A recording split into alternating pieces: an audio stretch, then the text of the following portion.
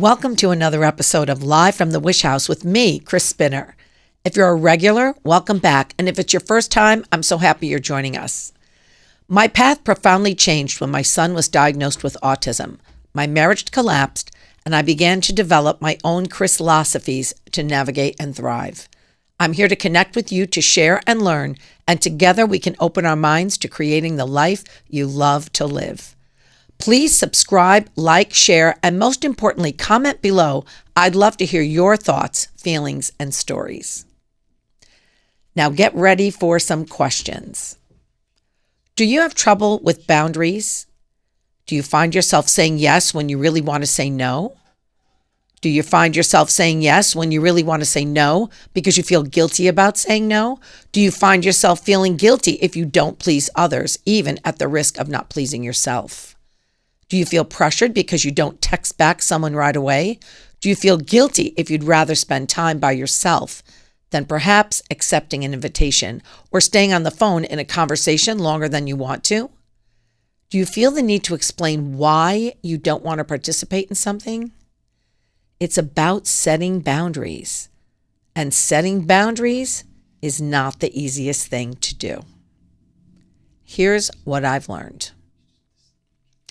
I think setting boundaries are so difficult because we have come to believe that being kind and being generous and being a giving and loving person, being a compassionate person, an empathic person means that everybody else, be it family, friends, a simple acquaintance, a boss, all come first. But somehow putting yourself last is to be congratulated.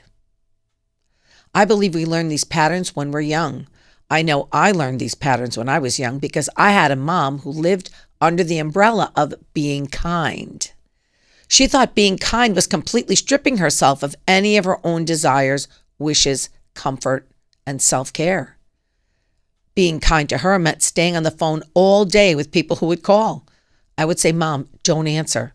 But she would see their name on the caller ID and she would answer.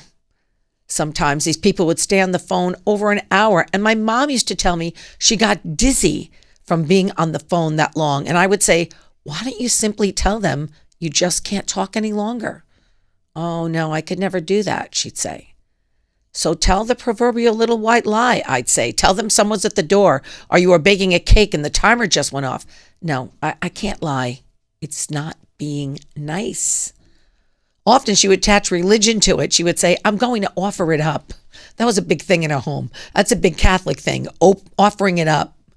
You know, you pay it forward in a painful situation, and somehow, somewhere else, somebody's going to gain a benefit from that. Listen, I'm a big believer in karma in its purest form and attraction and all the new age concepts, for lack of a better description, but I'm just not going to believe that on a daily basis, putting yourself last is for the good of anybody, especially yourself.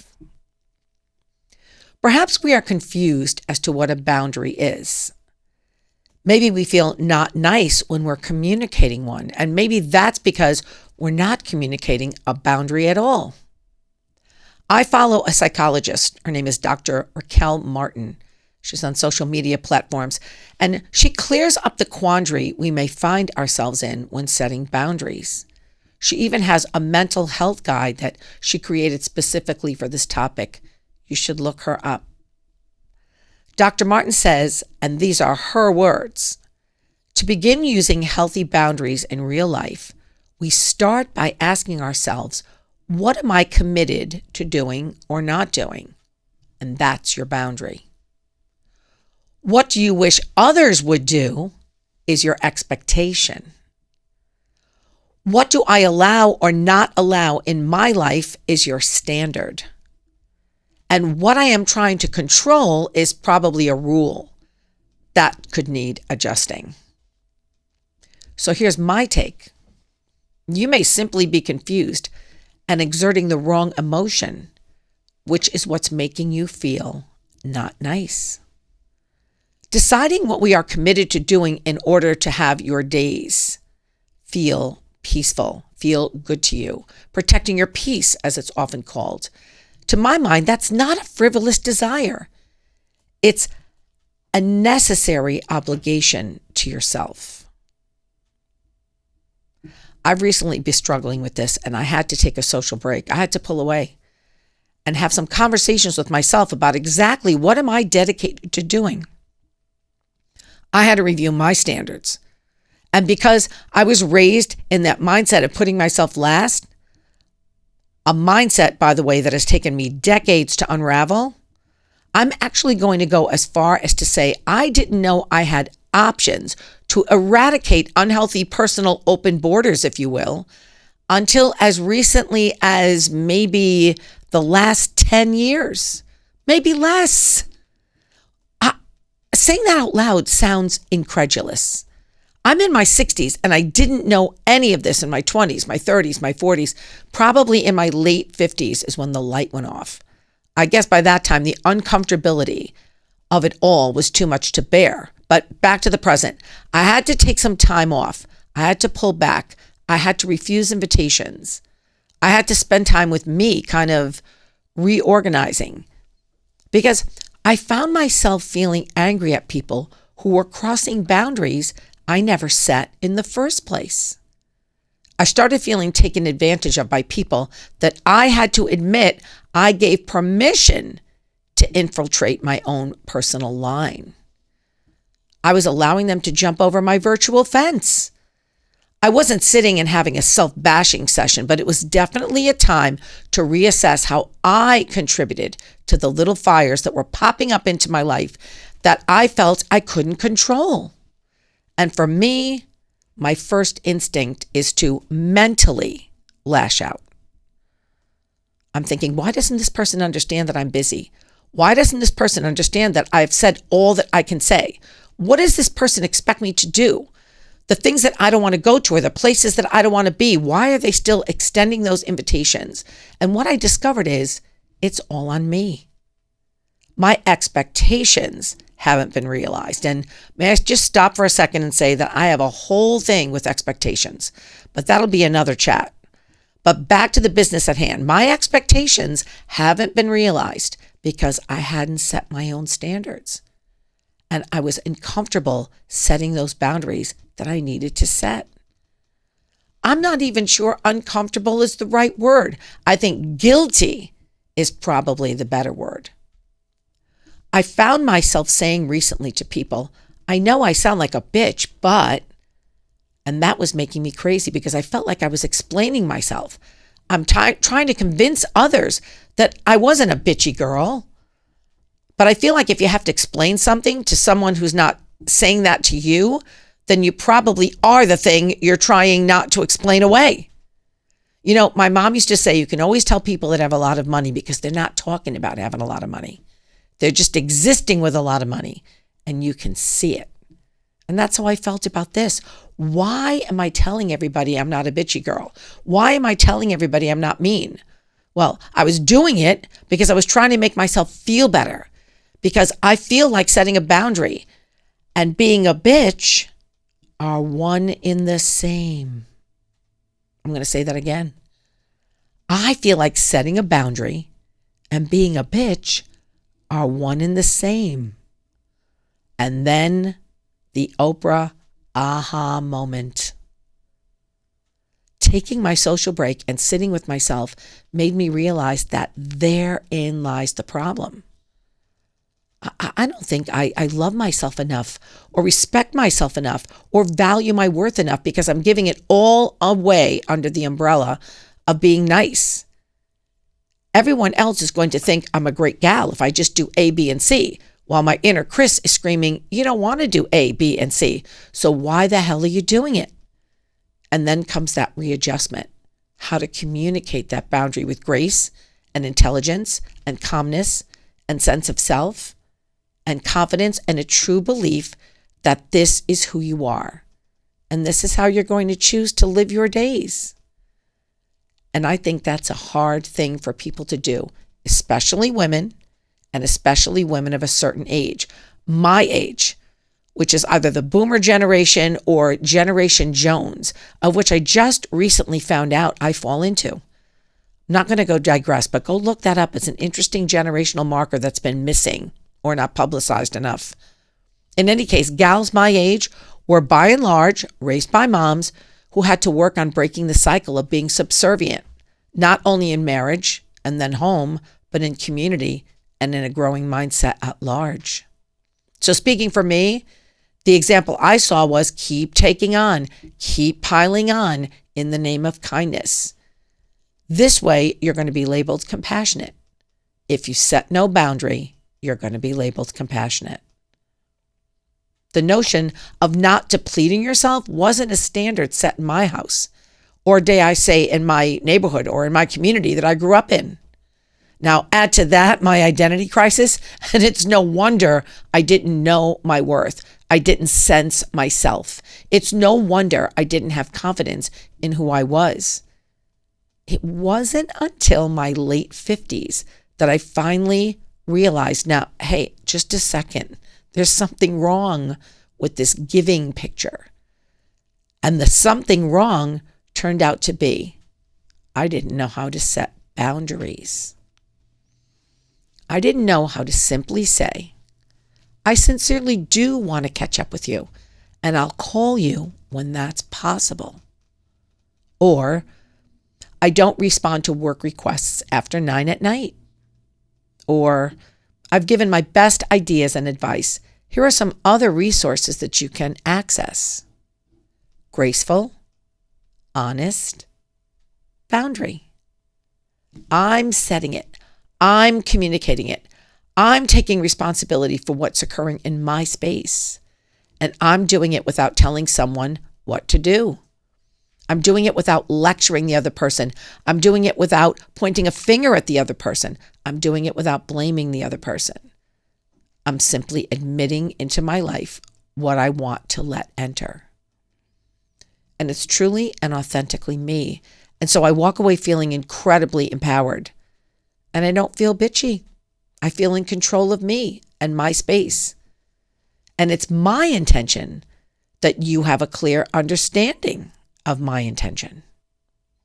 I do want to speak with you, but for reasons known only to me, I'm going to have to do that when I'm available for that.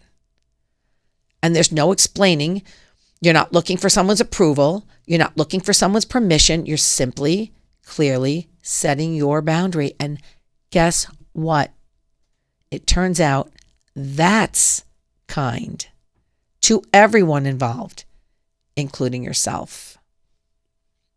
I had an experience with someone who's been a very long time friend. We don't see each other that much. We don't live in the same area. And both of us certainly try to keep up with the catching up. But recently, for lots of reasons, I've fallen by the wayside in those phone calls.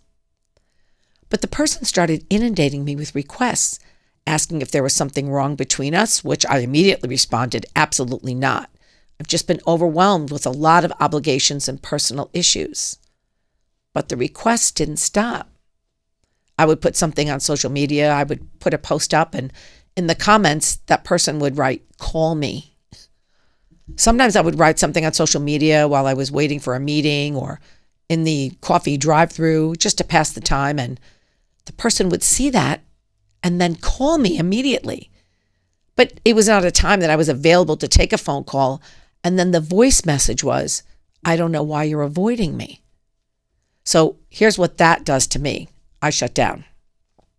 I feel pressure, and then I avoid.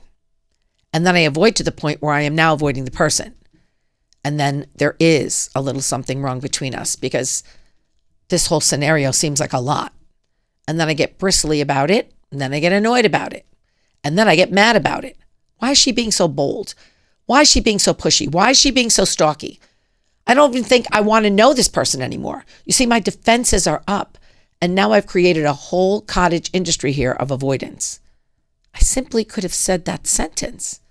I sincerely do want to catch up with you, and I'll call you when that's possible. Why didn't I say that? It's really true. And I would have felt so much better just having said that. And subconsciously, I think I would have been more amiable to make time for an actual call. Here's why I didn't say it. I didn't say it because it would have taken courage. Oh, we all think we got it, but when it's time to pull it out of the book bag, it's hard to find, grasp onto, and take out. It takes courage and a great sense of self to say the thing. I think we're subconsciously afraid the person won't like us, but what if they don't? What if they dismiss us? What if they cut us off? Well, outside of the fact that we have probably shared a nice friendship and I wouldn't want to lose that, what is the worst thing that could happen? We lose someone who doesn't like us for the authentic person that we are? Do we want a person like that in our lives? What's our standard? Do people like that get free and unbridled access to us? If someone doesn't like us, do they get free and unbridled access to us? That's something we have to work on, because the answer is no. Maybe, just maybe, the boundary you set will produce the best thing that could happen, no matter what that is. Here's another reason why I didn't say the thing. I didn't say it because I was guilty. I felt like I wasn't doing for someone else. This person was pushing and didn't let go, and I kept feeling like I was failing. I was neglectful. I've done something wrong. While all the while knowing I wasn't any of those things. I wasn't trying to be neglectful. I wasn't trying to be a mean girl. I wasn't trying to do something wrong. I was fulfilling obligations, and I didn't see my obligations being fulfilled or spending extra time with my son when he needed it as failing. I saw these things as good characteristics, but that pushing made me feel the opposite. So I allowed all of that external to cut through the simple fact that while I still wanted to remain a friend and I still wanted to share what was going on in our lives, it couldn't happen at this particular time. But I let it go and I let it spin out of control like a cotton candy machine. I took the paper roll in the cotton candy machine, put it in, and I let all that other stuff just pile on top. So if you see yourself in this, if you do, I'm here to tell you my Chrislosophy around this. And here it is. 3 words they used to tell us in grade school, as we used to call it. Stop, look, and listen. Stop. Take a little break. It worked for me. Pull back to be with yourself. Look. Look around you at all of the fences that you have allowed to fall into disarray without any mending. Or worse yet, you haven't put up any fences at all. But when you put up your fence, it should be the pretty kind, the white picket ones, the ones that keep things at bay, but also communicate a welcoming that says, if you just flip that latch on the gate, you can come in and enjoy what's on the other side. And listen to yourself. Ask the questions and listen to the answers. Who are you? What do you want to fill your space with? What is too much? What's too little? And how can you gracefully, peacefully, intelligently communicate that with the confidence that comes from knowing your worth? So there's your assignment. Stop, look, and listen. I'm still such an educator. I'm still giving assignments. I'm still giving homework. And speaking of listening, I'm looking forward to giving you something to listen to next time here at the Wish House.